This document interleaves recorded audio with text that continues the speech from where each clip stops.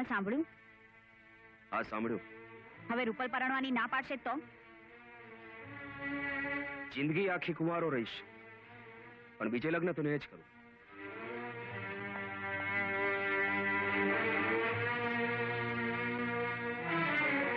માં, ભાઈ પરણવાની ના પાડે છે તો મારું શું થશે? હવે તું ચૂપ રહે ને વંદુડી. તારું તો જે થવાનું હશે થશે. હું આવડો મોટો કરિયાવરનો કાગળ લખીને બેઠી છું, તે મારું શું થશે? હે અડસઠ તીરથના દેવી દેવતાઓ, મારા પર અમી દ્રષ્ટિ વરસાવો અને દાદાને સદબુદ્ધિ આપો કે એની દીકરીને સાસરે મારે ત્યાં જ વળાવે. અરે એના કરિયાવર માટે થઈને તો મારું આખું એ ઘર વલખા મારી રહ્યું છે. અરે એટલે તો મેં આખા ઘરને વાળી ચોળીને ખૂણે ખૂણો ખાલી ખમ રાખ્યો છે. હે મારા નાથ પ્રભુ, આ મારી જોડી કરિયાવરથી ભરી દે પ્રભુ, ભરી દે. દીકરી, અરે દાદાજી, તમે આવો ને, અંદર આવો ને. માં, મરચા ભરવાનું બંધ કર હવે. ખુદ કુબેરજી આપણા આંગણે પધાર્યા છે. કોણ આવ્યું છે? રૂપલના દાદા. શું વાત કરે છે?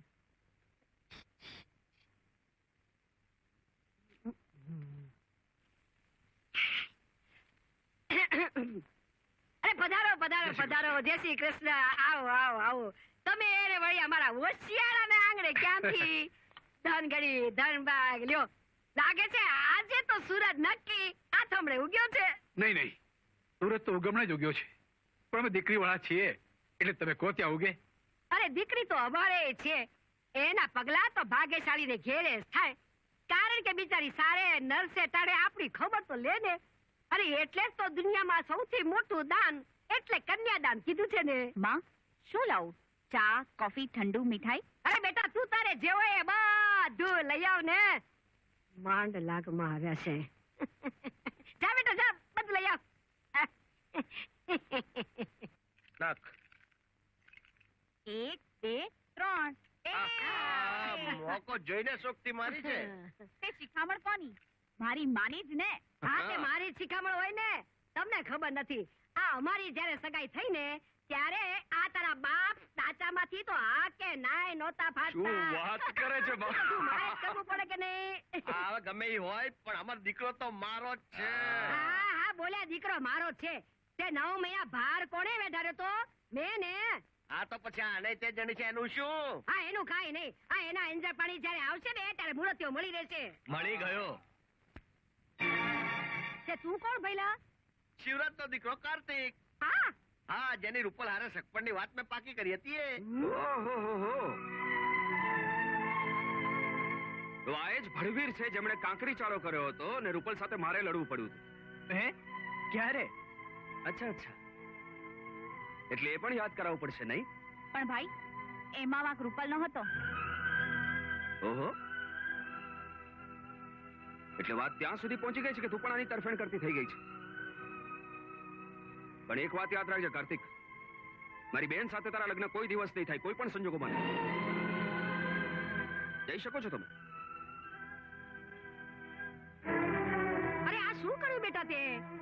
અરે શિવરાજ તો 70 વીઘાનો ખાતેદાર છે.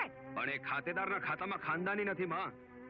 નહીં તો દાદાજીનો આટલો જૂનો દોસ્ત થઈને એમને દગો ના દેત. શેનો દગો?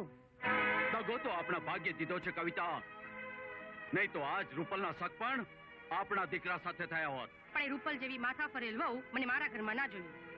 માં, તારે જેવી વહુ જોઈએ એવી જ વહુ આ ઘરમાં આવશે. પણ ક્યારે? આ આંખીઓના દીવડા હોલવાઈ જશે ત્યારે? અરે માં, ઊભી થા. બસ, આંખો બંધ કરીને ઉગાડ ને વહુ તારી સામે જ હશે. આંખો ખોલતી નહીં એમાં, બંધ જ રાખજે.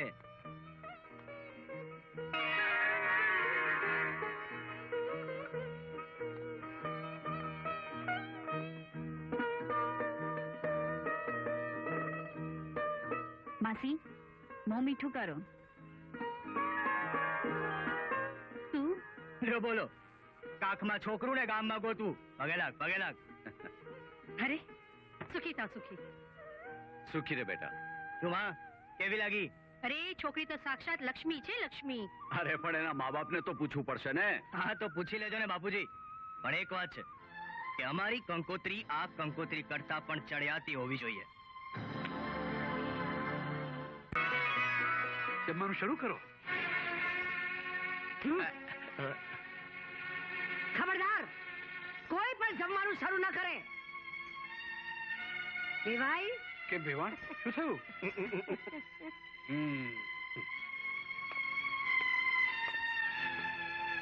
વેવાણ, તમે જમી લો હવે. દેવાઈ, અમે જમવાનું તો પછી જમશું. પેલા ઈ તો કયો કે અમારો કાગળ વાંચ્યો કે નહીં? કાગળ? કયો કાગળ? હા, તારી ઘરવાળીએ મને પ્રેમપત્ર લખ્યો છે. મેં તો લખ્યો, પણ તમે વાંચ્યો કે નહીં? વાંચ્યો વાંચ્યો, અરે કાજે કોરી રાખ્યો છે. પણ મને તો કે તું મારો ભાઈબંધ છે અને આ મારી ઘરવાળી. હા, તમારા ઘરવાળા, પણ અમારા વેવાણ ખરા કે નહીં? તો પછી વેવાણને ખુશ કરી દો અને બધાની સામે કબૂલ કરી દો. શું કબૂલ કરી લઉં?